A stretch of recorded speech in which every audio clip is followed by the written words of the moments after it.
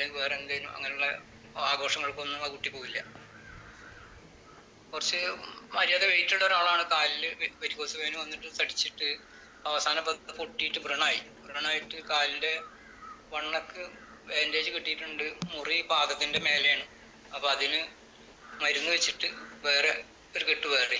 അപ്പോൾ അത് കാരണം ഇതൊക്കെ ബുദ്ധിമുട്ട് കാരണം പുറത്തൊന്നും പോലില്ല. നാലാൾ കൂടുന്നിടത്ത് പോകില്ല. വീട്ടിലിപ്പോൾ മകനെ കൊണ്ട് ഡ്രൈവിംഗ് പഠിപ്പിച്ചിട്ട് വണ്ടി വാങ്ങിച്ചിരിക്കുകയാണ്, കാറ്. അപ്പോൾ ആ ഒരു സ്വന്തം വാഹനത്തിൽ മാത്രമേ അങ്ങോട്ടേക്ക് പോകുള്ളൂ. അങ്ങനത്തെ ആളെ നമ്മൾ കഴിഞ്ഞൊരു വർഷമായിട്ട് നമ്മളിങ്ങനെ നിരന്തരമായിട്ട് ഹോം മീറ്റിംഗ് ഉണ്ടാകുന്ന സമയത്ത് വിളിക്കുമ്പോൾ വരില്ല എന്ന് പറയില്ല, അങ്ങനെ സ്കിപ്പ് ചെയ്തിട്ട് പോയിരുന്നു. അപ്പോൾ ലാസ്റ്റ് ഇപ്പോൾ കഴിഞ്ഞ മാസം ഒരു ഹോം മീറ്റിങ്ങിന് പിന്നെ നിർബന്ധിച്ചിട്ട് വിളിച്ചു നോക്കുമ്പോൾ അവരെ ബന്ധുവീട്ടിൽ വെച്ചിട്ടാണ് ഈ മീറ്റിംഗ് നടന്നത്. അപ്പോൾ ആ ഒരു കാരണം കൊണ്ട് അവർ വന്ന് കണ്ട് ബിജി സാറ് വളരെ വിശദമായിട്ട് എല്ലാ കാര്യങ്ങളും പറഞ്ഞ് മനസ്സിലാക്കി കൊടുത്ത് നോക്കുമ്പോൾ ഒരു ചെറിയ ഒരു 70% മുപ്പത്തിൽ വിശ്വസിച്ചു. അങ്ങനെ പ്രൊഡക്റ്റ് വാങ്ങാൻ വേണ്ടി വരുമ്പോൾ പറഞ്ഞ് ഒന്ന് മതി, ഫാമിലി പാക്ക് വേണ്ടാന്ന് പറഞ്ഞു. അപ്പോൾ പിന്നെ നിർബന്ധത്തിൻ്റെ മേലെ ഫാമിലി പാക്ക് വാങ്ങിച്ച് 8ാമത്തെ ദിവസം ഈ കാലിൻ്റെ മേലെ, അപ്പോൾ അവർ കണ്ട കാലമായിട്ട് കാല് നനക്കലില്ല, കുളിക്കുമ്പോൾ മാത്രം ഒന്ന് നനക്കും. അത് അപ്പോഴത്തന്നെ തുടക്കുന്നിട്ട് അതിൻ്റെ വീതം മരുന്ന് വെച്ച് കിട്ടും. പിന്നെ ഒരു വിശ്വാസിനെ സംബന്ധിച്ച് ഞങ്ങളെ ഇതിൽ പറയുകയാണെങ്കിൽ നമസ്കാരം എന്ന് പറഞ്ഞാൽ ഒഴിച്ചുകൂടാൻ പറ്റാത്തൊരു സംഭവമാണ്. പക്ഷെ നമസ്കരിക്കണമെങ്കിൽ ഇത് വെള്ളം കൊണ്ട് ഒതുവ ചെയ്യണം. പക്ഷെ അതിന് പറ്റാത്തൊരവസ്ഥയാകുമ്പോൾ മണ്ണ് കൊണ്ടുള്ള ഒരു ചെറിയ താമം ചെയ്യാന്ന് പറയാറുണ്ട്, അവർക്കറിയാം. അപ്പോൾ ആ ഒരു മെത്തേഡായിട്ടാണ് പിന്നെ നടന്നിരുന്നത്. ഒരു നിലക്കും നനക്കാൻ പറ്റാത്തൊരവസ്ഥയാണ്. അപ്പോൾ നമ്മൾ പ്രൊഡക്റ്റ് കൊടുത്തൊക്കെ പറഞ്ഞ് നിർബന്ധമായിട്ട് ഈ വെള്ളം കൊണ്ട് കഴുകണം, 3 or 4 പ്രാവശ്യം, അതിൽ കൂടുതൽ കഴുകാൻ പറ്റുകയാണെങ്കിൽ ആ നേരം കൊണ്ട് കഴുകണം എന്ന് പറഞ്ഞു. അങ്ങനെ ആന്നൊക്കെ പറഞ്ഞു. ഡോക്ടർ നനക്കാൻ പാടില്ല എന്നാ പറഞ്ഞു. അത് ഡോക്ടറെ നോക്കണ്ട, ഇപ്പൊ ഈ ഒരു കാര്യം ചെയ്യുമെന്ന് പറഞ്ഞു. അങ്ങനെ അത് വെള്ളം കൊണ്ട് കഴുകി തുടച്ച് വീണ്ടും ഒതുകൊടുക്കുമ്പോൾ പിന്നെ വെള്ളം കൊണ്ട് ഒതുകൊടുക്കും. അതിനുശേഷം നമ്മുടെ ഈ വെള്ളം അതിന് മേതെ ഒഴിച്ചിട്ട് പുള്ളിക്കാരത്തി നിസ്കാരങ്ങളും കാര്യങ്ങളൊക്കെ നടക്കും. അതേപോലെ അന്ന് ഞങ്ങൾ പിന്നെ ഹോം മീറ്റിങ്ങിന് വന്ന് UOPക്ക് വന്ന് നോക്കുമ്പോൾ കോഴിക്കോട് വെച്ച് നമ്മുടെ മാത്യു സാർ പറഞ്ഞ് ഇങ്ങനെ കാര്യം പുള്ളിക്കാരനെ അറിയാം. അപ്പോൾ ഇതിനെ പറ്റി ചോദിച്ചപ്പോൾ പറഞ്ഞു, കാലിൽ കോട്ടൻ്റെ തുണി ചീറ്റിട്ട് അതിൻ്റെ മീതെ നമ്മുടെ വെള്ളം ഇങ്ങനെ ഇടയ്ക്കിടയ്ക്ക് ഒഴിച്ച് കൊടുക്കാൻ, എപ്പോഴും നനവ് വേണമെന്ന് പറഞ്ഞ് നമ്മുടെ വെള്ളം ഒഴിച്ചിട്ട്. അങ്ങനെ അത് ചെയ്ത് നോക്കുമ്പോൾ ഇപ്പോൾ കാലിൻ്റെ കളർ കംപ്ലീറ്റ് കറുപ്പ് കംപ്ലീറ്റ് മാറി. ഫുള്ളായിട്ട് ഉള്ളിൽ നിന്ന് വെരിക്കോസ് വെയിൻ വന്നിട്ട് പൊട്ടിയ 2 മുറിവുണ്ടായിരുന്നു. ആ 2 മുറിവ് അൽഹംദുലില്ലാ അപ്പോൾ 100% മാറി. അങ്ങനൊരു സംഭവം അവിടെ ഇല്ല. അപ്പോൾ ഇതാണ് ഇപ്പോൾ ഏറ്റവും വലിയ റിസൾട്ട്. ഇതുവരെ പറഞ്ഞിട്ട് വിശ്വസിക്കാത്ത ഒരാളാണ് ഇപ്പോൾ ഒരു 10 ദിവസം കൊണ്ടാണ് ഈ ഒരു അനുഭവം ഉണ്ടായത്. അത് 1-2 ദിവസമല്ല, 15 വർഷമായിട്ട് പിന്നെ അനുഭവിക്കുന്ന ഒരു ബുദ്ധിമുട്ടാണ്. ഇനി കേരളത്തിൽ എവിടെയും പോകാനില്ല. അലോപ്പതി ആണെങ്കിലും ആയുർവേദമാണെങ്കിലും യുനാനി നാടൻ വൈദ്യന്മാർ, ഇനി നമ്മളറിയാത്ത വൈദ്യന്മാരൊക്കെ അവർക്കറിയാം, കേരളത്തിൻ്റെ പല ഭാഗത്തുള്ളൂ. ഇനി എവിടെയും പോകാൻ ബാക്കിയില്ല. അപ്പോൾ അവസാനം അവർ പോയ ഒരു ഡോക്ടറെ കണ്ടുനോക്കുമ്പോൾ ആ ഡോക്ടർ കംപ്ലീറ്റ് ഫയൽ അവരെ മുഖത്ത് കിട്ടിട്ട് പറഞ്ഞു, ഇനിയിപ്പോൾ ഇതിൽ ടെസ്റ്റ് കണ്ണിൻ്റെ മാത്രമേ ചെയ്യാനുള്ളൂ, ബാക്കിയൊക്കെ ഇപ്പം നിങ്ങൾ ചെയ്തിട്ടുള്ളൂ എന്ന് പറഞ്ഞു. അപ്പോൾ അങ്ങനത്തെ ഒരു അവസ്ഥയിലാണ്. അതേപോലെ അതേ സമയത്ത് തന്നെ കൊടുത്തതാണ് നമ്മുടെ കൂട്ടുകാരൻ്റെ ഭാര്യക്ക്. പുള്ളിക്കാരത്തേക്ക് കൈയിൻ്റെ വണ്ണയിൽ കൊഴുപ്പ് വന്നടിഞ്ഞിട്ട് കൈ പൊക്കാനോ അല്ലെങ്കിൽ കൈ കൊണ്ട് എന്തെങ്കിലും പിന്നെ ജോലി ചെയ്യാനോ അടുക്കള ജോലിയൊന്നും ചെയ്യാൻ പറ്റാത്തൊരവസ്ഥയായിരുന്നു. അങ്ങനെ ലാസ്റ്റ് ഓപ്പറേഷൻ ചെയ്ത് കൊഴുപ്പൊക്കെ നീക്കി പിന്നെ സുഖമായിട്ട് വന്നു. പക്ഷെ കൈയിൻ്റെ വേദനയ്ക്ക് അതൊരു വേദമില്ല, കൈ പൊക്കാനും പറ്റില്ല. അപ്പോൾ ഞാൻ ഈ പ്രൊഡക്റ്റ് ആയിട്ട് പോയ സമയത്ത് പിന്നെ അതിൻ്റെ സിലിക്കോൺ ബ്രേസ്ലെറ്റ് എടുത്തിട്ട് കൈമ കെട്ടിക്കൊടുത്തു. പക്ഷെ ഞാൻ കെട്ടിക്കൊടുക്കുമ്പോൾ പുള്ളിക്കാരത്തേക്ക് ഒരു മനോഭാവം ഉണ്ടായിരുന്നു. അതൊരു നെഗറ്റീവായിട്ടാണ് മുഖത്തുള്ള ആ ഒരു എക്സ്പ്രഷൻ കൊണ്ട് എനിക്ക് മനസ്സിലായത്. എന്തായാലും ഉള്ള ഒരു 10 ദിവസം കഴിഞ്ഞിട്ട് അവർ നമ്മുടെ കൂടെ കോഴിക്കോട് BOPക്ക് വന്നു. അവിടെ വെച്ചിട്ട് ഷംന മേഡത്തിൻ്റെ മുമ്പിൽ, നമ്മുടെ ലീഡേഴ്സിൻ്റെ മുമ്പിൽ വെച്ചിട്ട് കൈ പൊക്കി കാണിച്ചു കൊടുത്തു, വളരെ ഈസി ആയിട്ട്. അപ്പോൾ ഇതൊക്കെയാണ് നമ്മൾ കൊടുക്കുന്ന പ്രൊഡക്റ്റിൻ്റെ പിന്നെ മഹത്വം.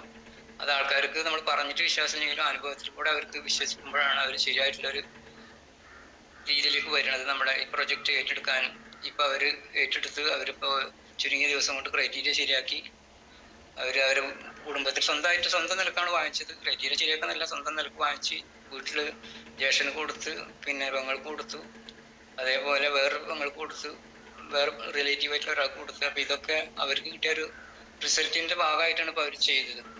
അപ്പോൾ നമ്മളെ പ്രൊഡക്റ്റിന് എത്രത്തോളം വിശ്വാസത ഉണ്ടെന്ന് നമ്മളെ സ്വന്തം ജീവിതത്തിൽ, നമ്മുടെ അനുഭവത്തിൽ നമുക്ക് പഠിക്കാൻ ഇതിന് പറ്റുന്നുണ്ട്.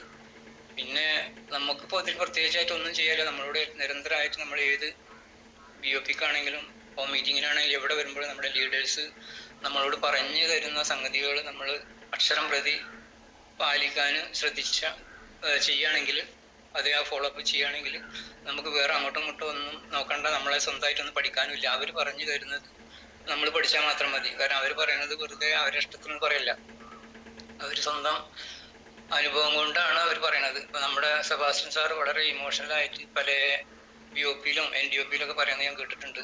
പിന്നെ നമ്മുടെ കൂടെ വന്ന ആൾക്കാർ എന്ന് പറഞ്ഞാൽ നമ്മൾ വിശ്വസിച്ച് വന്നതാണ്, അവരൊരിക്കലും ചതിക്കരുത്, കാരണം അവരുടെ ജീവിതമാണ് എന്നൊക്കെ പറയുമ്പോൾ, അന്നൊക്കെ പറയുമ്പോൾ നമുക്ക് ഇതൊരു എന്തോ ഒരു വിശ്വസിക്കാനും അതേ ഉൾക്കൊള്ളാനൊന്നും ഒരു പറ്റാത്തൊരവസ്ഥ.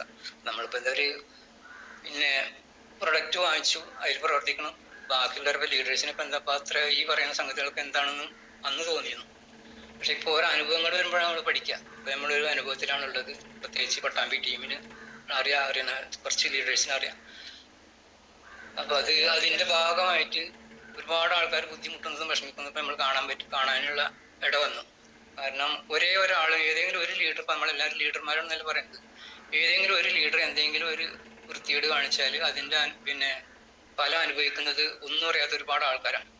കാരണം അവരൊരു പ്രൊഡക്റ്റ് വാങ്ങിച്ചു, അതിൽ പിന്നെ ഐഡിയ അടിച്ചു, വീണ്ടും നമ്മുടെ ഈ അനുഭവങ്ങൾ ഓരോ എക്സ്പീരിയൻസ് വരുമ്പോൾ നമ്മൾ അത്രയും വിശ്വസിച്ചിട്ട് പല ആളുകളോടും നമ്മൾ പല രീതിയിലും പറഞ്ഞ് മനസ്സിലാക്കി. അവരൊക്കെ വളരെ ഒരാളെ നമ്മൾ പ്രൊഡക്റ്റ് വാങ്ങുന്ന പറഞ്ഞാൽ അത്ര ഈസി അല്ല. കാരണം എത്രയോ പ്രാവശ്യം അവർ പിന്നിൽ പോകണം, ടെലിഫോണിലായിട്ടും നേരിട്ടായിട്ടും എത്രയോ വായിൽ വെള്ളം പറ്റിക്കണം, എന്നാലാണ് അവരൊരു പ്രൊഡക്റ്റ് വാങ്ങാൻ തയ്യാറാവുക. അപ്പോൾ ആ ഒരു വിശ്വാസം അവരെ മനസ്സിലേക്ക് എത്തുമ്പോഴത്തേന് അതിന് നമ്മൾ ഒരു 50% നമ്മുടെ എനർജി പോയിട്ടുണ്ടാവും. അങ്ങനെ ഒരു വാങ്ങിച്ചു, അത് അവർക്ക് എന്തെങ്കിലും ഒരു ഉപകാരം കിട്ടി, അല്ലെങ്കിൽ ഒരു പിന്നെ റിസൾട്ട് വന്നാൽ അവരും ഇതേപോലെ തൊട്ടടുത്തുള്ള ആൾക്കാരും ബന്ധത്തിലോ റിലേറ്റീവായിട്ട് ആരെങ്കിലുമൊക്കെ സുഹൃത്ത് ബന്ധത്തിലോ ഉള്ള ആൾക്കാരോട് പറഞ്ഞ് അങ്ങനെയുള്ള പോയി ശൃംഖല പോണത്. അവരൊക്കെ വാങ്ങിച്ച ഒരു സുപ്രഭാതത്തിൽ കൊണ്ടുവന്ന ആള് ഇതിവിടെ നിർത്തിയിട്ട് വേറൊരെണ്ണം കാണുമ്പോൾ അതിൽ കണ്ട് പോവാണ്. അപ്പൊ ഇവര് ശരിക്കും പറയുകയാണെങ്കിൽ ഒരു എത്തിങ്കാനെ ചേർത്ത പോലെയാണ്. പിന്നെ അവർക്ക് ആളൊന്നും അതിനുമില്ല. അങ്ങനത്തെ ഒരു അവസ്ഥയിലാണ് വരുന്നത്. ഇപ്പൊ ഞങ്ങള് അങ്ങനെ ഒരു അവസ്ഥയിലാണ് കൂടെ പോയിക്കൊണ്ടിരിക്കുന്നത്. അതിന് പല നല്ല സോഷ്യൽ കോണ്ടാക്ട് ഉള്ള ഒരുപാട് ആൾക്കാരുണ്ട്. അവരൊക്കെ പ്രവർത്തിക്കുകയാണെങ്കിൽ നല്ലൊരു ടീമായിട്ട് കിട്ടും എന്നുള്ളത് നമ്മുടെ ലീഡേഴ്സ് പറയണ്ടായി. അപ്പൊ അവരൊക്കെ വീണ്ടും ഇപ്പോൾ ഐഡിയ ഒക്കെ മാറ്റി അടിച്ചിട്ടും അവരെ ചിലവരെ സമയമായിട്ടില്ല. കാരണം 120 ദിവസം കഴിഞ്ഞാൽ ക്രൈറ്റീരിയ പൂർത്തിയായ ആൾക്കാരെ, വരുമാനം വായിച്ച ആൾക്കാരെ അതിൽ നിന്ന് മാറ്റാൻ പറ്റുള്ളൂ. അപ്പൊ അങ്ങനെയൊക്കെയുള്ള ചില സാങ്കേതികമായിട്ടുള്ള ബുദ്ധിമുട്ടും വിഷമങ്ങളും കൂടെയാണ് പോണത്. അപ്പൊ നമുക്ക് പറയാനുള്ളതെന്ന് പറഞ്ഞാൽ നമ്മളെല്ലാവരും ലീഡേഴ്സാണ്. ഇപ്പൊ നമ്മൾ ഇതിൽ നിന്ന് പിന്നെ പറഞ്ഞാൽ വിശ്വസിക്കാൻ പറ്റാത്ത ആൾക്കാരൊക്കെയാണ് പോയിട്ടുള്ളത്. കാരണം ഫ്രാഞ്ചൈസി എടുത്ത് 2 ലക്ഷത്തോളം വരുമാനം വെച്ച ആളുകളൊക്കെയാണ് ഇതിൽ നിന്ന് അപ്പുറത്തെ എന്തോ ഒന്ന് പറയുന്നത് കേട്ടിട്ട് ചാടിപ്പോയിട്ടുള്ളത്. ഇപ്പൊ അവര് എവിടെയല്ലാത്തൊരവസ്ഥയില്ല. അങ്ങനത്തെ ഒരു അവസ്ഥ നമ്മൾക്കാർക്കും വരാണ്ടിരിക്കട്ടെ. നമ്മള് സാഗർ ജോഷി സാറ് നമുക്ക് തന്നിട്ടുള്ള ഈ ബയോടൂർ എന്ന് പറയുന്ന പ്രൊഡക്റ്റിന്റെ മഹത്വം എന്താണെന്ന് എല്ലാവരും അനുഭവിച്ചു പറഞ്ഞ ആൾക്കാരാണ്. അതിന്റെ കൂടെ നമുക്ക് ഏത് സംശയം തീർത്തു തരാൻ പറ്റിയ അത്രയും പിന്നെ കഴിവുള്ള ലീഡേഴ്സാണ് നമ്മുടെ കൂടെ ഉള്ളത്. നമുക്ക് ഏതെങ്കിലും തരത്തിൽ ഏതെങ്കിലും ചില കസ്റ്റമേഴ്സ് നമ്മളോട് പല കാര്യങ്ങൾ ചോദിക്കലുണ്ട്, നമുക്കറിയാത്ത കാര്യങ്ങളാവും. അപ്പോൾ നമുക്ക് അറിയില്ലെങ്കിൽ നമ്മുടെ സീനിയേഴ്സിനോട് ചോദിച്ച് മനസ്സിലാക്കുക. അവർ എന്ത് സംശയവും തീർത്തു തരാനും പ്രാപ്തരായ ആൾക്കാരാണ്. അവരോട് ചോദിച്ചാൽ നമുക്കറിയാം എന്താണ് അതിന് കറക്റ്റ് ആയിട്ടുള്ള വിവരമെന്ന്. അപ്പൊ അതിനൊന്നും നമുക്ക് യാതൊരു ബുദ്ധിമുട്ടും ഇല്ല. അപ്പൊ അങ്ങനെ എന്തെങ്കിലും നമ്മുടെ മനസ്സിൽ പല ആൾക്കാരും പലതും പറയുമ്പോൾ ചിലപ്പോൾ നമുക്ക് നെഗറ്റീവായിട്ട് നമുക്കും തോന്നാറുണ്ട്, അതിൽ തോന്നും. അപ്പൊ ആ തോന്നുന്നതിന് പിന്നെ നമുക്ക് കറക്റ്റ് ചെയ്യാൻ പറ്റിയ ആൾക്കാർ നമ്മുടെ കൂടെ ഉണ്ട്. പിന്നെ എന്തേ നമുക്ക് വിഷമം. അപ്പൊ അപ്പുറത്തുള്ളത് ഒരിക്കലും ഇതിനോട് താരതമ്യം ചെയ്യാൻ പറ്റുന്ന സംഗതി അല്ല എന്നുള്ളത് 100% നമ്മളെല്ലാവരും ആദ്യം വിശ്വസിക്കുക.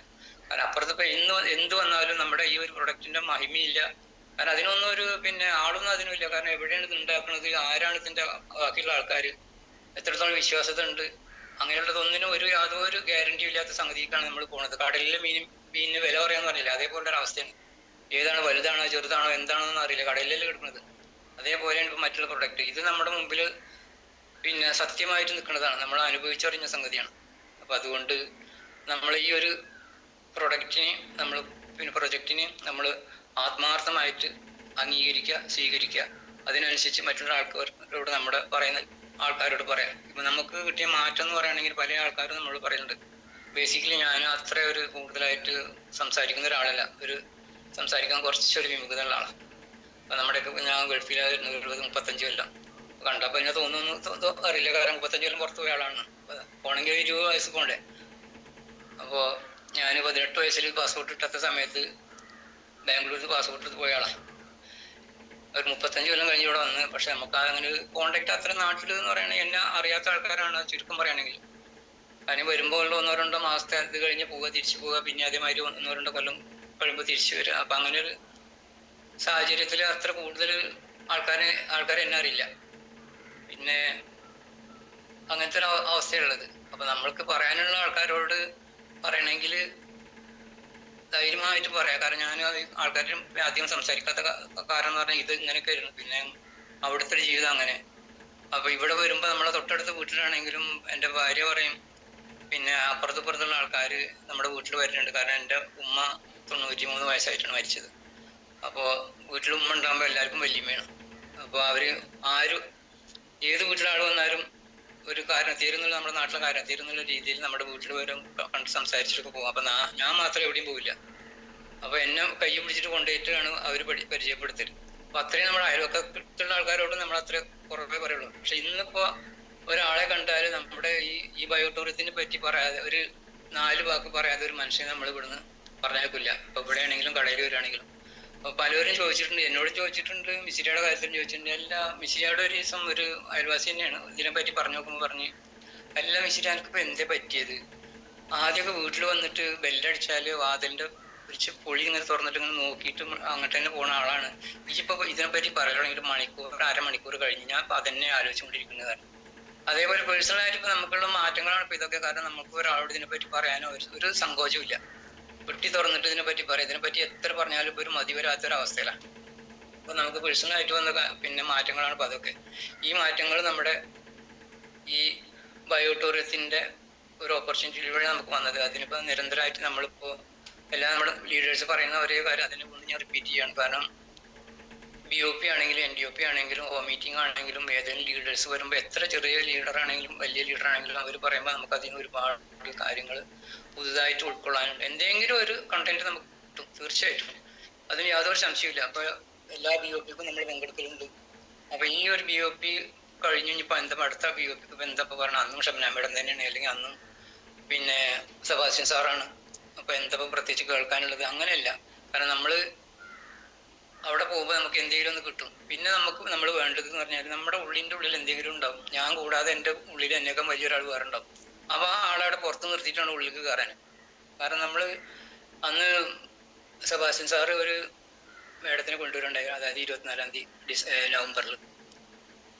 അന്ന് ആ ചേച്ചി മേഡം പറയണ്ടായി, നമുക്കൊരു 6-7 തരം ഈഗോ നമ്മുടെ കയ്യിലുണ്ടെന്ന്.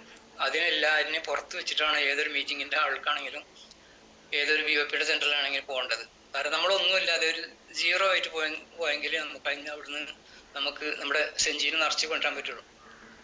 അത് എല്ലാവരും ഉൾക്കൊള്ളേണ്ട ഒരു സംഗതിയാണ്. കാരണം നമുക്കെല്ലാം നമ്മുടെ ഉള്ളിൽ എല്ലാവരെയും ഉള്ളില് അള്ളാഹു നമ്മളെ പടക്കുമ്പോൾ നമ്മുടെ കൂടെ തന്നെ പഠിച്ചിട്ടുണ്ട് ഇങ്ങനെയുള്ള സംഗതികളൊക്കെ. ഇബിലീസ് എന്ന് പറഞ്ഞ സാധനം നമ്മുടെ കൂടെ ഉള്ളതാണ്. അതിനെ ആരും നിശ്ചയിച്ചാലും ഇല്ല എന്ന് പറയാൻ പറ്റില്ല. അപ്പൊ ആ ആളവിടെ പുറത്ത് നിർത്തിയിട്ട് ഉള്ളിലേക്ക് കയറിയാൽ നമുക്ക് എത്രത്തോളം അവിടെ നിന്ന് ഉൾക്കൊള്ളാൻ പറ്റും, എത്രത്തോളം ഉൾക്കൊണ്ടിട്ട് പുറത്തു വരാൻ പറ്റും, അതിനനുസരിച്ച് നമ്മൾ പ്രവർത്തിക്കുകയും ചെയ്യാം. ഇതിലൂടെ നമുക്ക് വിജയിക്കാൻ പറ്റുള്ളൂ. പിന്നെ സെബാസ്റ്റ്യൻ സാറിന്റെ കാര്യം പ്രത്യേകിച്ച് പറയാനുള്ളത് എന്ന് പറഞ്ഞാൽ ഞാൻ ഏറ്റവും കൂടുതൽ കേട്ടിട്ടുള്ളത് സെബാസ്റ്റ്യൻ സാറിന്റെ ക്ലാസ്സുകളാണ്. അത് എനിക്ക് വല്ലാത്തൊരു മോട്ടിവേഷൻ തന്നൊരു സംഗതിയാണ്. ഒരു ഫസ്റ്റിലെ NDOPക്ക് സെബാസ്റ്റ്യൻ സാർ പറയണ്ടായി, നിങ്ങൾ ഈ പ്രസ്ഥാനത്തിൽ ഈ നമ്മുടെ ഈ ഓപ്പർച്യൂണിറ്റി ഏറ്റെടുക്കുകയാണെങ്കിൽ നിങ്ങൾ ആദ്യം ചെയ്യേണ്ടത് ഒരു ഫ്രാഞ്ചൈസി എടുക്കണം. അപ്പോഴേ നമുക്ക് അതിനോട് ഒരു കൂടുതൽ താല്പര്യം ഉണ്ടാവുള്ളൂ. നമ്മളത് വിട്ടുപോകാണ്ട് നമുക്ക് നമ്മുടെ ബിസിനസ് ശരിയായ രീതിയിൽ കൊണ്ടുപോകാൻ പറ്റുള്ളൂ. കാരണം ഒരാളൊരു പ്രൊഡക്റ്റ് ചോദിച്ചാൽ ആ പ്രൊഡക്റ്റ് ആ സമയത്ത് തന്നെ അവർക്ക് എത്തിക്കണം. അതാണ് ഏറ്റവും വേണ്ടത്. പിന്നെ പ്രൊഡക്റ്റിന് യാതൊരു വിധത്തിൽ അവർ കാത്തു നിൽക്കാൻ പാടില്ല. അതിന് നമ്മുടെ അടുത്തുണ്ടെങ്കിലേ നമുക്ക് പറ്റുള്ളൂ. അതുകൊണ്ട് ആരൊക്കെ ഇതിൽ സ്റ്റിക്ക് ഓൺ ചെയ്ത് നിൽക്കുന്നുണ്ടോ അവരൊക്കെ ഈ ഒരു ഫ്രാഞ്ചൈസി എടുക്കൽ നിർബന്ധമാണെന്ന് പറഞ്ഞു. അതപ്പൊ നമ്മളങ്ങനെ കേട്ടുവിട്ട് അപ്പോൾ അതിനെ പറ്റിയ ഒരു സാഹചര്യം ഇല്ലായിരുന്നു. സാഹചര്യം ഒത്തു നോക്കുമ്പോൾ ഒരു ഫ്രാഞ്ചൈസി എടുക്കണ്ടായി. അൽഹംദുലില്ലാഹ് എല്ലാ കാര്യങ്ങളും സ്മൂത്ത് ആയിട്ട് പോകുന്നുണ്ട്. ഇതുവരെ നമുക്കൊരു ടീമില്ലാത്തൊരു ബുദ്ധിമുട്ടുണ്ടായിരുന്നു. കാരണം നമ്മൾ കൊടുത്തതൊക്കെ ഒരുപാട് ആൾക്കാർ നമ്മൾ കൊടുത്തു, പക്ഷെ അവരൊക്കെ നമ്മൾ ബന്ധുക്കളായിരുന്നു. അവരൊക്കെ പലരും ചുറ്റിക്കൂട്ടി അട്ടത്ത് വെച്ച ആൾക്കാരാണ്. അത് ചിലർക്കാരൊന്നുമല്ല. ഒരാളെ പിന്നെ മകള് ഡോക്ടറാണ്, മകള് അതിന് നെഗറ്റീവ് പറഞ്ഞു നോക്കുമ്പോൾ വാപ്പ എടുത്തിട്ട് അട്ടത്ത് വെച്ച് വാപ്പക്ക് പിന്നെ ഉപയോഗിക്കണം എന്നുള്ള നല്ല ആഗ്രഹമുണ്ട്. പക്ഷെ എന്താണ്, മകളുടെ ധിക്കരിക്കാൻ വയ്യ.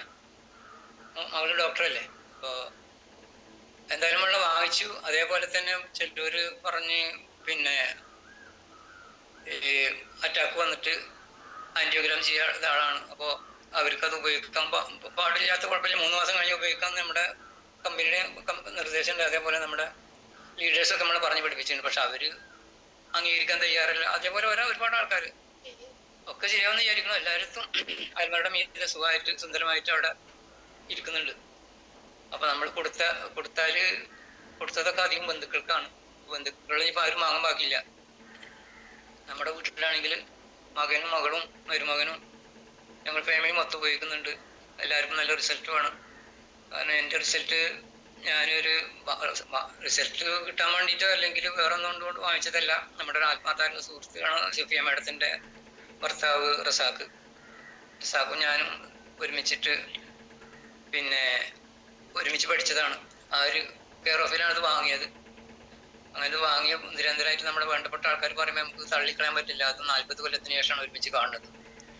സ്കൂൾ കഴിഞ്ഞ് നോക്കുമ്പോൾ പിന്നെ കണ്ടിട്ടില്ല. പിന്നെ തിരിച്ചു വന്നിട്ട് ഒരു ഗെറ്റ് ടുഗദറിന് കണ്ടത് സ്കൂളിൽ വെച്ചിട്ട്. അപ്പോൾ പുള്ളിക്കാരൻ്റെ നിരന്തരമായിട്ടുള്ള ആദ്യത്തെ പ്രാവശ്യം വാങ്ങിച്ചില്ല, അങ്ങനെ 2, 3, 4 പ്രാവശ്യം വന്ന് കണ്ട് അങ്ങനെയാണ് വാങ്ങിച്ചത്. അപ്പം അതിൽ നിന്ന് നമുക്ക് വലിയ റിസൾട്ട് കിട്ടിയെന്ന് പറഞ്ഞാൽ 35 വർഷത്തെ നമ്മുടെ പ്രവാസം കൊണ്ട് കിട്ടിയത് കഴുത്തിൽ ഒരു 1.5 വലിപ്പമുള്ളൊരു മുഴയായിരുന്നു. അതായത് തൈറോയിഡിൻ്റെ. കുഴപ്പമൊന്നുമില്ല, നമുക്ക് ഗുളിക മരുന്നൊന്നും കഴിച്ചിട്ടില്ല. പക്ഷെ അത് ഡോക്ടറെ കാണിച്ചപ്പോൾ പറഞ്ഞു, ഇപ്പോൾ നിങ്ങളെ ബ്ലഡിൽ അലിഞ്ഞിട്ടൊന്നുമില്ല, നിങ്ങൾക്ക് വേണമെങ്കിൽ നിർബന്ധമാണെങ്കിൽ ഓപ്പറേഷൻ ചെയ്ത് കളയാം, അല്ലെങ്കിൽ അവിടെ നിൽക്കട്ടെ. ഭാര്യയൊക്കെ തോന്നുകയാണ് ഇപ്പോൾ അതൊരു ഭംഗിക്കടാണെന്ന് തോന്നുകയാണെങ്കിൽ എത്രയും പെട്ടെന്ന് ചെയ്യുക, അതല്ലെങ്കിൽ അവിടെ നിന്നോട്ടെ അറിയാം. ഇപ്പോൾ ഒരു 80% ആ മുഴ തൊട്ട് ഒരു മെഡിസിൻ ഞാൻ ഇന്ന് ഈ നേരം വരെ ഈ തൈറോയിഡിന് വേണ്ടിയിട്ട് ഒരു ഗുളിക മരുന്ന് കഴിച്ചിട്ടില്ല, ഇപ്പോഴും കഴിക്കണില്ല. നമ്മുടെ ഈ വെള്ളം, ഈ പ്രൊഡക്റ്റ് ഉപയോഗിക്കുക, ഇത് അതിനോടനുബന്ധിച്ചിട്ട് തന്നെ എനിക്ക് ഇടത്ത് കൈ പിന്നെ പൊന്തിക്കാൻ പറ്റുന്നില്ല. അപ്പോൾ ബനിയന് വീട്ടിൽ വന്നിട്ട് അഴിക്കണമെങ്കിൽ ഭാര്യ വരണം. ഭാര്യ ഇപ്പോൾ എവിടെയും വേറെ എവിടെയും പോയിട്ട് പോകുക, അല്ലെങ്കിൽ ബാത്റൂമിലോ വേറെ എന്തെങ്കിലും ബിസി ആണെങ്കിൽ പുള്ളിക്കാരത്തി വരുന്നവർ നിൽക്കണം. കാരണം ബനിയന് കഴിക്കാൻ പറ്റില്ല, കൈ കൊണ്ട് പൊന്തില്ല. അപ്പോൾ അതിൽ നിന്നൊക്കെ നമുക്ക് റിക്കവറായി. പിന്നെ ഇപ്പോൾ സ്ത്രീകൾക്ക് ഉണ്ടാകുന്ന പീരീഡിൻ്റെ സമയത്തുള്ള തലവേദന കാര്യങ്ങൾ അന്നിപ്പോൾ ചുരുങ്ങിയത്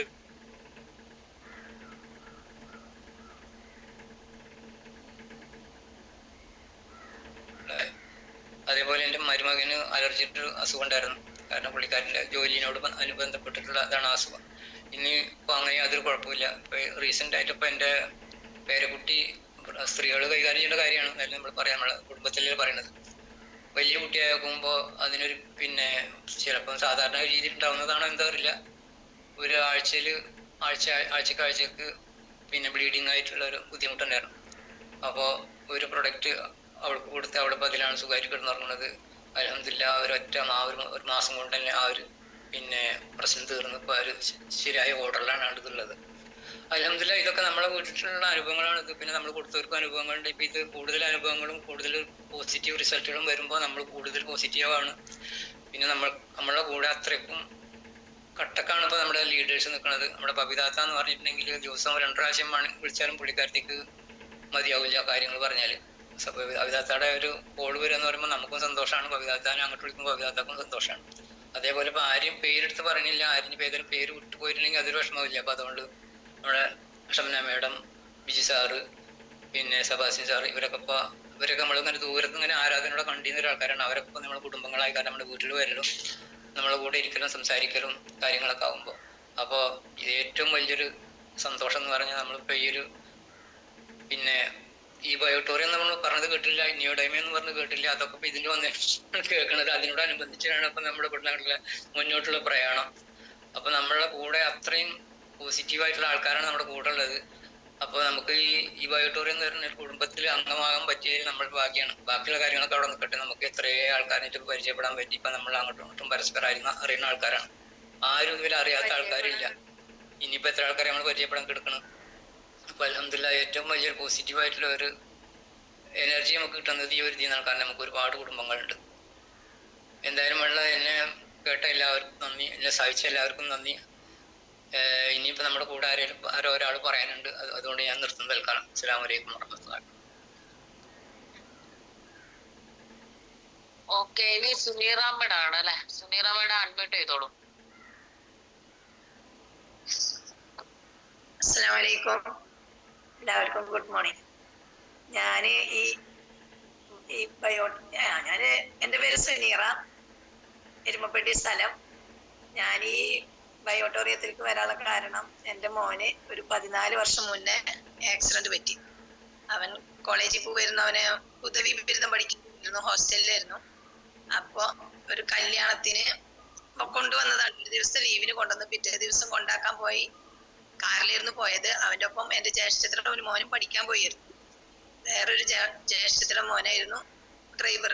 അപ്പൊ ഉറങ്ങിപ്പോയി. കല്യാണം സംബന്ധിച്ച തിരക്കില് മഞ്ഞ് നല്ല തണുപ്പുള്ള സമയമായിരുന്നു. അപ്പൊ പുലർച്ചെ സുബഹി നിസ്കരിച്ചിട്ടാണ് മൂന്നാളും കൂടെ ഇറങ്ങിപ്പോയത്. അങ്ങനെ ഡ്രൈവർ ഇറങ്ങിപ്പോയി. മോനാണിച്ച ബാക്കില് അവിടെ 4 മണിക്ക് എണീക്കേണ്ടതല്ലേ, അപ്പൊ ബാക്കിൽ കിടന്ന് ഉറങ്ങി. അപ്പൊ അവന്റെ തല എവിടെ ചെന്ന് ഇടിച്ചു. അങ്ങനെ ഒരുപാട് ബുദ്ധിമുട്ടായിരുന്നു. അതിനൊന്ന് ഞങ്ങള് 14 വർഷമായിട്ടും ഫിസിയോതെറാപ്പി ഒന്നും നിർത്തിയിട്ടില്ല. ഒന്നുമില്ലാത്ത അവസ്ഥയായിരുന്നു. ഡോക്ടർ 24 മണിക്കൂർ പറഞ്ഞു, പിന്നെ 72 മണിക്കൂർ പറഞ്ഞു. അങ്ങനെ കിട്ടില്ല എന്ന് പറഞ്ഞ മോനായിരുന്നു. ഹസ്ബൻഡ് അന്ന് ഗൾഫിലായിരുന്നു. അന്ന് നല്ല ശമ്പളമൊക്കെ ഉണ്ട്. ഡോക്ടർ വിധി പറഞ്ഞു, കുട്ടീനെ പെട്ടെന്ന് കിട്ടാൻ പ്രയാസമാണ്, നിങ്ങൾ ഗൾഫിൽ പോയിക്കോളെ. ഇവിടെ ഒരു വൈഫിന് ഹെൽപ്പിന് ഒരു പെണ്ണിനെ നിർത്തിയാൽ മതി, അതുപോലെ കൊണ്ടുപോകാനൊക്കെ ഒരു ആണിനെ നിർത്തിയാൽ മതി, അങ്ങനെയൊക്കെ പറഞ്ഞ ഒരു ഡ്രൈവറെ ആക്കിയാൽ മതി എന്നൊക്കെ പറഞ്ഞാലും കൂടെ ഹസ്ബൻഡ് തിരിച്ചു പോയില്ല. കാരണം നമ്മുടെ കാര്യത്തിന് നമ്മൾ ഇറങ്ങണ പോലെ വേറൊരാളെ കിട്ടില്ലല്ലോ എന്ന് പറഞ്ഞുകൊണ്ട് അവര് തിരിച്ചു പോയില്ല. അങ്ങനെ 14 വർഷമായി. ഇപ്പൊ ഒരു 8 മാസം മുന്നേ എനിക്കിത് സീനാത്ത ഞങ്ങളൊരു അയൽവാസിയാണ്. സീനാത്ത ഞങ്ങളോട് പറഞ്ഞു. അപ്പൊ ഞാൻ അത്ര അങ്ങോട്ട് കാര്യമാക്കിയില്ല. കാരണം ഞങ്ങൾ ഫിസിയോതെറാപ്പി കേന്ദ്രം തന്നെ പറയാം. ഞങ്ങളുടെ വീട്ടിൽ എല്ലാ സൗകര്യങ്ങളും ഉണ്ട് അവർക്ക് വേണ്ടിയിട്ടുള്ളത്. ഇപ്പൊ എന്ത് ഈ ഒരു ബെഡ് കൊണ്ട് എങ്ങനെ ഇത് ആവും എന്നുള്ളൊരു വിശ്വാസം ഞങ്ങൾക്ക് വന്നത്. അപ്പൊ 2-3 പ്രാവശ്യം പറഞ്ഞപ്പോഴും ഞാൻ ക്ലാസ്സിനൊന്നും പോയില്ല. പിന്നെ എന്തായാലും എന്റെ മോനക്ക് വേണ്ടിയിട്ടല്ല സീനാത്ത പറയണത് എന്നുള്ള രീതിയിൽ ഞങ്ങള് ക്ലാസ് കേൾക്കാൻ പോയി. ക്ലാസ് കേട്ടോക്കുമ്പോ എനിക്ക് താല്പര്യം തോന്നി, ഇതൊന്ന് വാങ്ങായിരുന്നു എന്ന് തോന്നി. അങ്ങനെ ഞങ്ങള് വാങ്ങി. ഞങ്ങൾ വാങ്ങുമ്പോ ഞാൻ ജ്യേഷ്ഠന്റെ ഞങ്ങളി എല്ലാരും കൂടെ വാങ്ങിയത്. എല്ലാവർക്കും കൂടെ 4-5 പ്രൊഡക്റ്റ് ഒപ്പം എടുക്കുകയും ചെയ്തത്. മാഷാ അല്ലാഹ് അതിലൊരു 4 മാസം ആകുമ്പോഴത്തേനും അവന്റെ മാറ്റം ഞങ്ങൾക്ക് കണ്ടത്. ഫിസിയോതെറാപ്പി ചെയ്യുമ്പോ അതൊരു 15 മിനിറ്റ് 20 മിനിറ്റ് നിൽക്കും. അത് കഴിഞ്ഞാൽ അവനൊരു ഫ്രിഡ്ജിൽ നിന്ന് ഒരു സാധനം നമ്മൾ എടുത്താൽ എങ്ങനെ അതേപോലെ തണുപ്പുണ്ടാകും അവന്റെ ശരീരം, കൈയും കാലൊക്കെ. അപ്പൊ ഞങ്ങൾ വീട്ടിലും ഫിസിയോതെറാപ്പി കൊണ്ടുപോകണ്ടെങ്കിലും കൂടെ വീട്ടിലും എന്നെ എപ്പോഴും കൈ ഇളക്കിയിട്ടും കാലിളക്കിയിട്ടും ഞങ്ങൾ ഇങ്ങനെ പറഞ്ഞിട്ടും അത് ഞങ്ങൾക്കൊരു ജോലിയായി മാറി. അവന്റെ കാര്യത്തില് സ്പീച്ച് ചെയ്യേ അല്ലെങ്കിൽ എഴുത് വായിക്കുക ഇങ്ങനെ പറഞ്ഞിട്ട് അവന്റെ കൂടെ തന്നെ ഒപ്പം ഞങ്ങൾ നിൽക്കും. എറണാകുളത്ത് ഫിസിയോതെറാപ്പി മാത്രം കിട്ടാൻ വേണ്ടിയിട്ട് ഞങ്ങൾ 3-4 വർഷത്തോളം അവിടെ അഡ്മിറ്റ് ആയിരുന്നു. അവിടെ നിന്നൊക്കെ കുറെ റിക്കവർ ആയി. എവിടെ പോയാലും ഞങ്ങൾക്ക് ഒരു ചെറിയൊരു ചലനം കിട്ടിയാൽ അൽഹംദുലില്ലാഹ് ഞങ്ങൾക്ക് അത് മതി, എങ്ങനെ ഞങ്ങളുടെ മോനെ രക്ഷപ്പെടുത്താം എന്നതൊരൊറ്റ വിശ്വാസത്തിലാണ് ഞങ്ങൾ നടന്നിരുന്നത്. അപ്പൊ താഴെ 2 കുട്ടികളുണ്ട്. അവരേനൊന്നും അത്ര ശ്രദ്ധിച്ചില്ല. ഇവനെ തന്നെ ഫോക്കസ് ചെയ്തിട്ട് ഞങ്ങൾ അങ്ങനെ കഴിഞ്ഞു. പിന്നെ മക്കള് അവനെ സ്കൂളിൽ ചേർത്തി. ഞങ്ങള് വെക്കേഷനൊക്കെ വരും, അവനെ ആശുപത്രിയിൽ നിന്ന് വരുമ്പോ സ്കൂളിൽ കൊണ്ടാക്കും. അങ്ങനെയൊക്കെ ആയിട്ട് അവന്റെ പഠനം +2 വരെ എത്തിച്ചു. പിന്നെ ഈ പ്രൊഡക്റ്റ് കിട്ടിയതിന് ശേഷം ഞങ്ങൾക്ക് അവന്റെ ശരീരത്തിൽ എപ്പോഴും ചൂട് നിൽക്കാൻ തുടങ്ങി. അപ്പൊ ഞങ്ങൾക്കത് മനസ്സിലായി, ഈ ഒരു പ്രൊഡക്റ്റിന്റെ ആണെന്ന് ഞങ്ങൾക്ക് കൂടുതൽ മനസ്സിലായി. അല്ലെങ്കിൽ ഇത്ര തണുപ്പ് ഉണ്ടാവില്ല. എപ്പോഴും ഞങ്ങൾ ഫിസിയോതെറാപ്പി ഞങ്ങളായിട്ടും ചെയ്തിരിക്കണം. വീട്ടിലേക്ക് ഒരാൾ വരികയാണെങ്കിൽ അത്രയും നേരം അവന്റെ കാര്യത്തിൽ ശ്രദ്ധ തെറ്റണം. നമ്മളൊരാളെ വന്ന് അവരോട് സംസാരിക്കാനൊക്കെ നിന്ന് അത്ര പോലും നമുക്ക് ഫിസിയോതെറാപ്പി ഒഴിവാക്കാൻ പറ്റാത്തൊരു സന്ദർഭമായിരുന്നു. മാഷാ അല്ലാഹ് ഇപ്പൊ ഞങ്ങൾക്ക് വീട്ടിൽ അവനെ കൊണ്ട് ചെയ്യിപ്പിക്കേണ്ട ഒരു ആവശ്യമില്ല. ഈ ശരീരം ബ്ലഡ് സർക്കുലേഷൻ നടക്കുന്നത് ഇതുകൊണ്ടാണ് ഞങ്ങൾക്ക് നല്ല പൂർണ്ണ വിശ്വാസമാണ്. അങ്ങനെ അവനക്ക് ഇപ്പൊ ഇരുന്നിട്ടും കിടന്നിട്ടൊക്കെ ഞാൻ നിസ്കരിച്ചിരുന്നത്. ഇപ്പൊ മാഷാ അല്ലാഹ് നിന്ന് നിസ്കരിക്കാൻ തുടങ്ങി. അങ്ങനെ ചെറിയ ചെറിയ മാറ്റങ്ങളായാലും ഞങ്ങൾക്കത് വലിയ മാറ്റങ്ങളാണ്. അതുപോലെ വലത് കൈയൊക്കെ അവനെ ചുരുണ്ടിട്ടായിരുന്നു. ഇപ്പൊ നല്ല തണുപ്പ് സീസൺ അല്ലേ, ഈ സമയത്ത് നോക്കോ ഇപ്പോഴൊക്കെ നോക്കുകയാണെങ്കിൽ വിചാരിച്ചാ അവനൊരു നേരത്തെ എണീപ്പിക്കണം എന്നാ ഫിസിയോതെറാപ്പിസ്റ്റ് പറയാ. കൂടുതൽ ഉറങ്ങുമ്പോ അത്രയും തണുക്കും എന്നൊക്കെ പറയാറ്. അപ്പൊ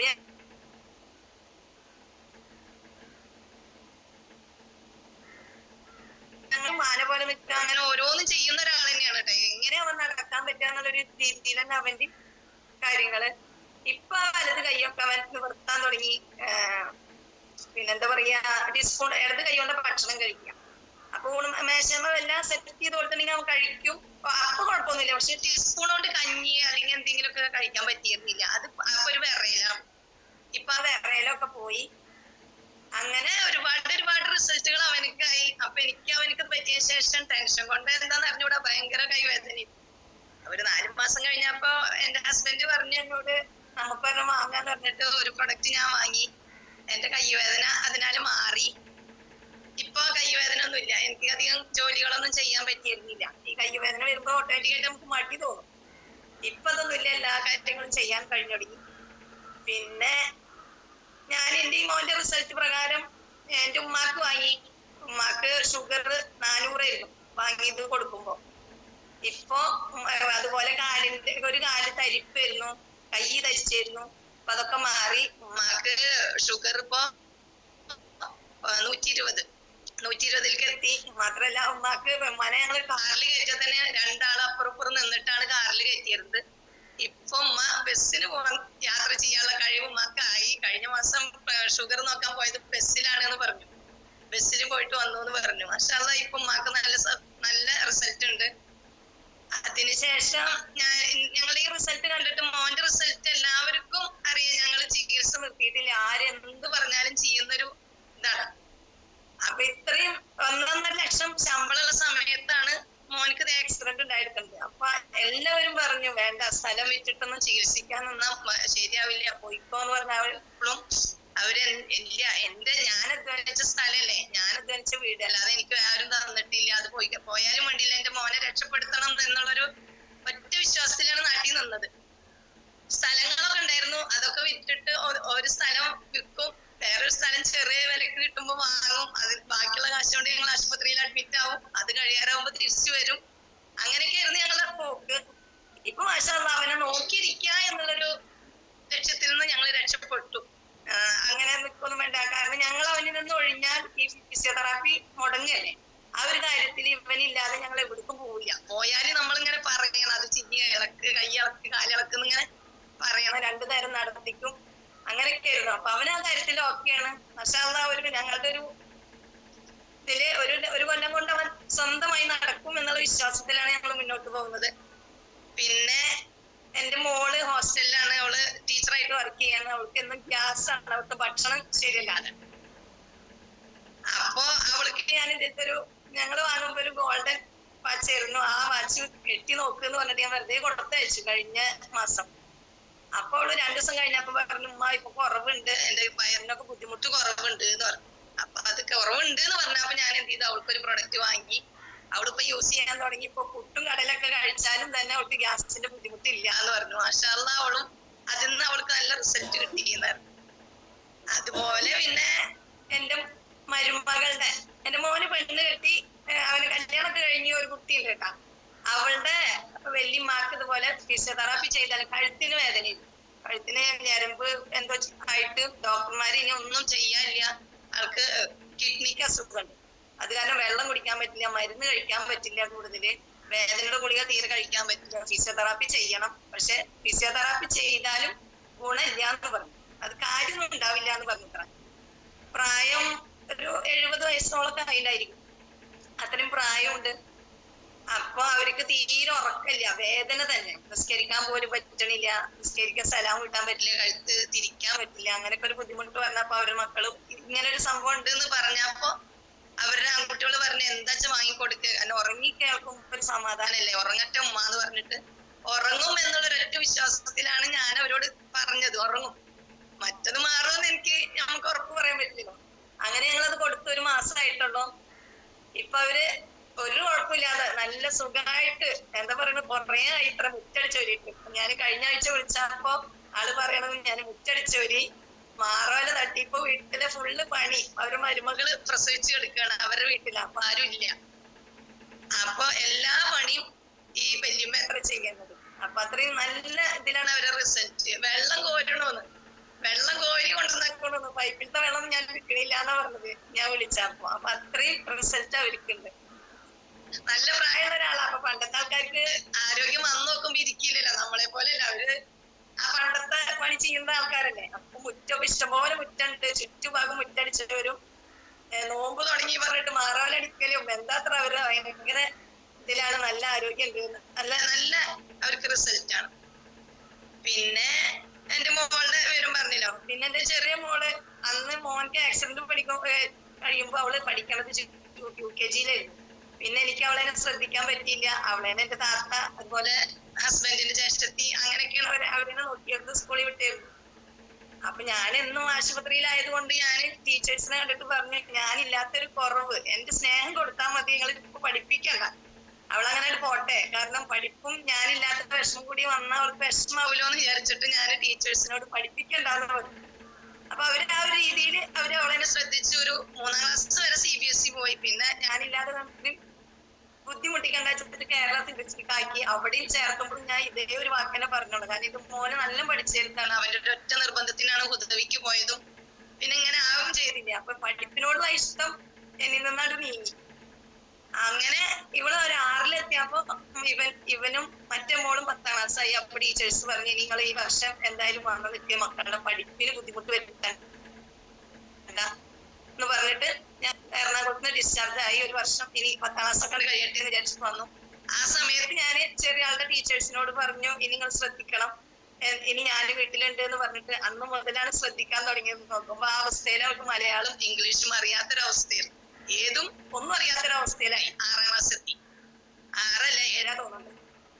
അങ്ങനെ അങ്ങനെ ഞാൻ അവളെ ശ്രദ്ധിച്ചു. മദ്രസയിൽ കൊണ്ടുപോയി ചേർത്തിയപ്പോ വീണ്ടും മദ്രസ മാറ്റി. മദ്രസയിൽ കൊണ്ടുപോയി ചേർത്തിയപ്പോ ഉസ്താദ് പറഞ്ഞു, ഇവളെ 1-ൽ ഇരുത്തണം എന്ന് പറഞ്ഞു. അപ്പൊ ഞാൻ പറഞ്ഞു, അത് അത്രയും വിഷമാവില്ലേ എന്ന് പറഞ്ഞപ്പോ ഉസ്താദും ഞാൻ നോക്കട്ടെ പറഞ്ഞു. ഐക്യു ടെസ്റ്റ് ചെയ്തു. അപ്പൊ അവര് പറഞ്ഞു, ബുദ്ധിയൊക്കെ നല്ല ബുദ്ധിയുണ്ട്, ശ്രദ്ധിച്ചാ മതി എന്ന് പറഞ്ഞു.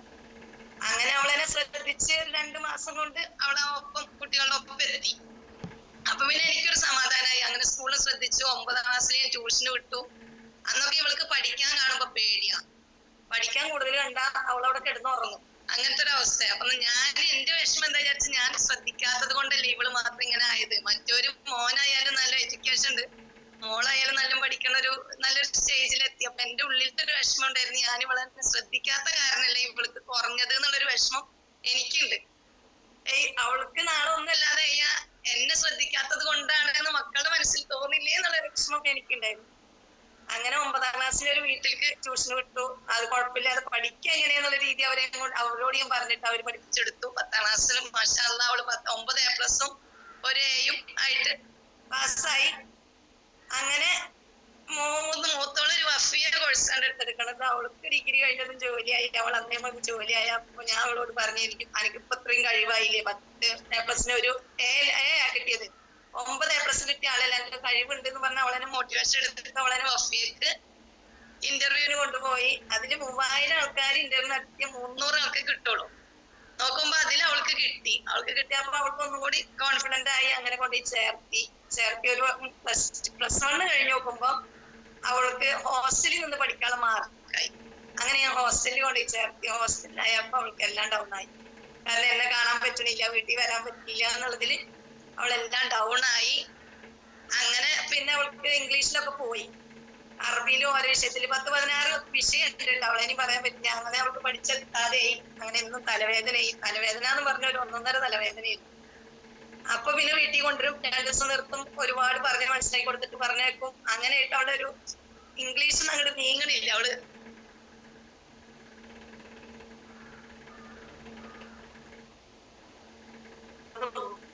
അവിടുന്ന് കൊടുത്തിട്ട് ഇനി പഠിപ്പിക്കണില്ല എന്ന് വിചാരിച്ച് വേണ്ട, എന്തെങ്കിലും നമുക്ക് എന്തെങ്കിലുമൊക്കെ പഠിക്കാന്ന് വിചാരിച്ച് സമാധാനിപ്പിച്ചിരുന്നു. 1 വർഷം പോയി. അങ്ങനെ ഇരിക്കുമ്പോ ഞാൻ എന്നെ പറഞ്ഞിട്ട് അവള് മോണ്ടിസോറിക്ക് ചേർത്തി. മോണ്ടിസോറി ചേർത്തി 4 ദിവസം പോയി നോക്കുമ്പോൾ വലിയ കുഴപ്പമില്ല. അങ്ങനെ ഞാൻ പറഞ്ഞു, എന്തെടുക്കാന്ന് വെച്ചാൽ ഡിഗ്രി വേണം മോളെ, ഈ എന്നെ സമാധാനത്തിൽ ചിന്തിക്കുക, തോറ്റോരെ വിജയിക്കുള്ളൂ എന്നൊക്കെ പറഞ്ഞ് അവളെ മോട്ടിവേഷൻ കൊടുത്ത് അവള് സമ്മതിച്ചു. ഡിഗ്രിക്ക് എഴുതി കൊടുത്തു. അത് കിട്ടും ചെയ്തു. ഇപ്പൊ അതിനുശേഷം ഞാൻ മോൻക്ക് ഇത് വാങ്ങിയ വെച്ച് ഞാൻ എന്ത് ചെയ്തു, അവൻ തലോണ വെക്കില്ല. അപ്പൊ അവളുടെ മോന്റെ തലോണ മോൾക്ക് കൊടുത്തു. അന്നേ മുതൽ അവളാണ് വെക്കണത്. അപ്പൊ ഈ ഡിഗ്രി ചേർത്തിയ ശേഷം പിന്നെ ഈ പ്രൊഡക്റ്റ് കിട്ടിയ ശേഷം അവൾക്ക് പഠിക്കേണ്ട കാര്യത്തിൽ ഒരു പേടിയില്ല. പഠിക്കണു, അവളോട് പഠിക്കാൻ പറയേണ്ട ആവശ്യമില്ല.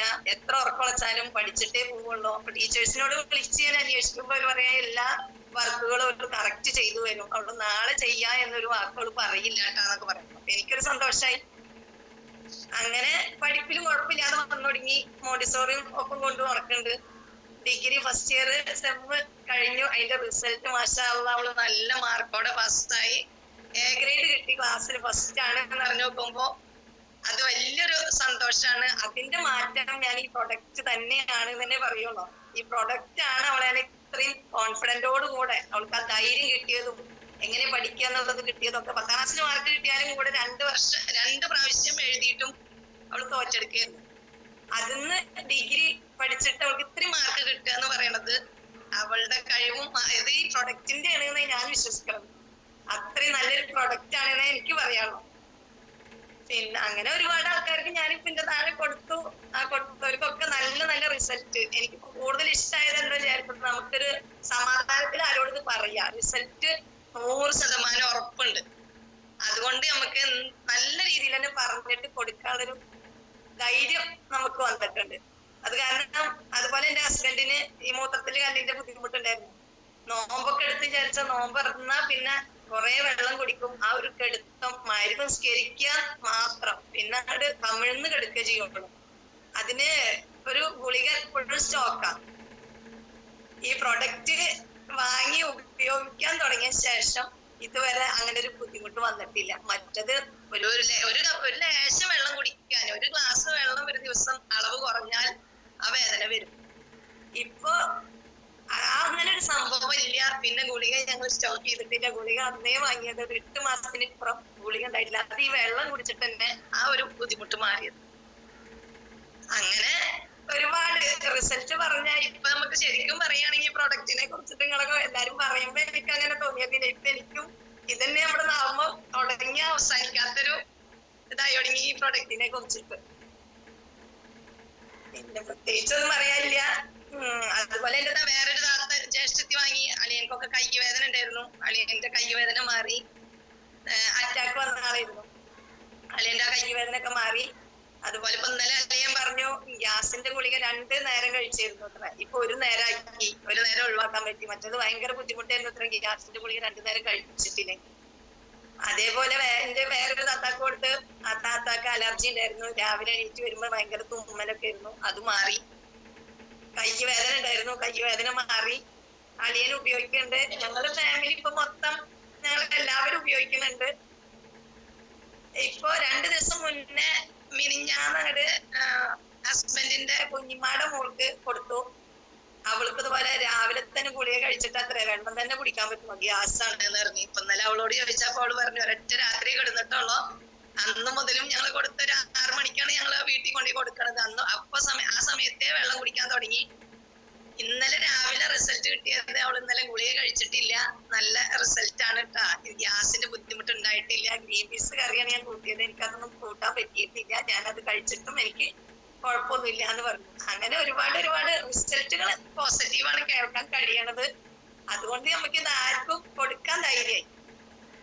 ഇതെന്തായാലും ഇങ്ങനെ ഒരു ഇതില് ഞാന് മോനക്ക് ഇത് ആക്സിഡന്റ് പറ്റിയ ശേഷം വേറൊരു റിസൾട്ട് കൂടി പറയാം. എനിക്ക് വണ്ടിയിൽ ഫ്രണ്ടിൽ ഇരിക്കാൻ കഴിയില്ല. കഴിയുന്ന വണ്ടി ഇങ്ങനെ പോകുമ്പോ ഒരു വണ്ടി തിരിച്ചു വരുമ്പോ എനിക്ക് വണ്ടി ഇടിക്കോ എന്നുള്ളൊരു പേടിയിൽ എനിക്കൊരു ഒരു പേടിയാ. ഞാന് ഇവര് ഡ്രൈവ് ചെയ്യുമ്പോ അതിലേക്ക് നോക്കും. 40 കടന്നാ എനിക്ക് നെഞ്ചു വേദനിക്കാൻ തുടങ്ങുമ്പോ ഒരു പേടിയാണ്. എപ്പോഴും പറയാൻ പറ്റില്ലല്ലോ. എപ്പോഴും ഒരു വണ്ടി വരണ്ടി പറയുമ്പോ അവർക്ക് കണ്ടിട്ടുണ്ടെന്ന് പറയില്ല. അപ്പൊ ചീത്ത കേൾക്കും. അപ്പൊ പേടിച്ചിട്ട് മിണ്ടാതിരിക്കും. സ്പീഡ് കൂടിയെന്ന് തോന്നിയാൽ മെല്ലെ പോണത്താന്ന് മാത്രമേ പറയുള്ളൂ. ഞാനിന്ന് കണ്ണടച്ചിരിക്കുള്ളൂ. റോട്ടിലേക്ക് നോക്കിയാൽ എനിക്ക് പേടി കൂടും. ഇപ്പൊ കഴിഞ്ഞ 2 ആഴ്ച മുന്നേ ഞങ്ങൾക്കൊരു വീടിരിക്കലുണ്ടായിരുന്നു പാലക്കാട്. അപ്പൊ അങ്ങോട്ട് പോകുമ്പോ എന്റെ ഹസ്ബൻഡ് എന്നോട് ചോദിക്കുക എനിക്കിപ്പൊ പേടിയില്ല, ഞാൻ ഇപ്പൊ 100-ലാണ് പോണത് എന്ന് ചോദിച്ചു. അപ്പോഴാണ് എനിക്കിപ്പൊ അങ്ങനെ ഒരു പ്രശ്നമില്ല. അപ്പൊ വണ്ടിയിൽ കയറി ഉറങ്ങണം എന്ന് തോന്നില്ല. മറ്റത് ഞാൻ കണ്ണടച്ചിരിക്കുന്നത് എനിക്ക് പേടി കൊണ്ടായിരുന്നു. അപ്പൊ ഇവര് ചോദിച്ചപ്പോ എനിക്കിപ്പോ അങ്ങനെ കുഴപ്പമില്ല, സ്പീഡിൽ പോകുമ്പോഴും ഞാൻ അറിയണില്ല. അതിൽ നിന്ന് എനിക്ക് മനസ്സിലായത് നമ്മൾ അറിയാത്തൊരു അസുഖം, ഞാനിതൊരു അങ്ങനത്തെ ഒരു അസുഖമാണ് എനിക്ക് ഉണ്ടായിരുന്നെന്ന് മനസ്സിലായത് 100-ൽ പോണുണ്ട്. ഞാൻ സ്പീഡിലെ പോണത് എനിക്ക് ബുദ്ധിമുട്ടില്ലേ എന്ന് ചോദിച്ചപ്പോഴാണ് എനിക്ക് ഇത് ഇങ്ങനെ ഒരു അസുഖം ഉണ്ടായിരുന്നു. ആ അസുഖം എന്റെ ഈ ഒരു പ്രൊഡക്റ്റിനാല് മാറി എന്ന് മനസ്സിലാക്കാൻ പറ്റി. അപ്പൊ ഇത് എനിക്കൊന്ന് പറയാനുള്ളത്, നമ്മൾ ഈ പ്രൊഡക്റ്റ് നമ്മൾ വിചാരിച്ച അസുഖമല്ല, നമ്മൾ അറിയാത്ത അസുഖങ്ങളും നമ്മളിൽ ഉണ്ട്. അതിനു പോലും നമുക്കിതിന് റിസൾട്ട് ഉണ്ട് എന്നാണ് എനിക്ക് തോന്നുന്നത്, എനിക്ക് പറയാനുള്ളത്. എല്ലാവരും അസുഖം ഉണ്ടെങ്കിലും അസുഖം ഇല്ലെങ്കിലും നമുക്ക് ഈ ഒരു പ്രൊഡക്റ്റ് നല്ലൊരു സംഭവമാണ്. ബ്ലഡ് സർക്കുലേഷൻ നടക്കാൻ ഏക വഴി തന്നെ ഉള്ളൂ എന്ന് വിശ്വസിക്കുന്നു ഞാൻ. എല്ലാവരും അത് വാങ്ങി ഉപയോഗിക്കുക, എത്രമാത്രം തന്നെ എനിക്ക് പറയാനുള്ളൂ. ഇതെനിക്ക് എത്തിച്ച സീനാത്താളും സെഫിയാത്ത, അതുപോലെ സാഗർ ജോഷി സാറിനോടും എല്ലാവരോടും, ബബിതാത്ത, അതുപോലെ ബിസാറ്, എനിക്കങ്ങനെ കൂടുതൽ പറയാനൊന്നും അറിയില്ല. അവരോട് എല്ലാവരോടും ഇതെത്തിച്ച നമുക്ക് കൂടുതൽ അവരോട് നന്ദി പറയുന്നു. Thank you.